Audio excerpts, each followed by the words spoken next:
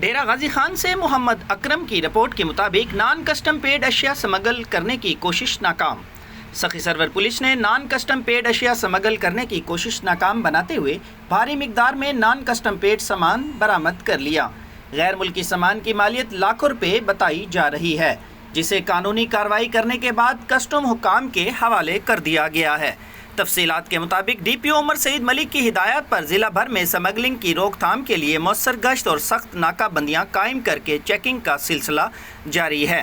اسی چیکنگ کے تسلسل میں ایس ایچ او تھانہ سخی سرور افتخار احمد ملکانی ماہ ٹیم نے مخبر کی اطلاع پر بلوچستان سے صوبہ پنجاب بین الصوبائی چیک پوسٹ پر نان کسٹم پیڈ سامان جن میں گٹکا، سگریٹ، جوس، خشک دودھ اور موٹر سائیکلوں کے اسپیئر پارٹس برآمد کیے، جو غیر قانونی طریقے سے ملک کے دیگر شہروں کو سمگل کرنے کی کوشش کی جا رہی تھی۔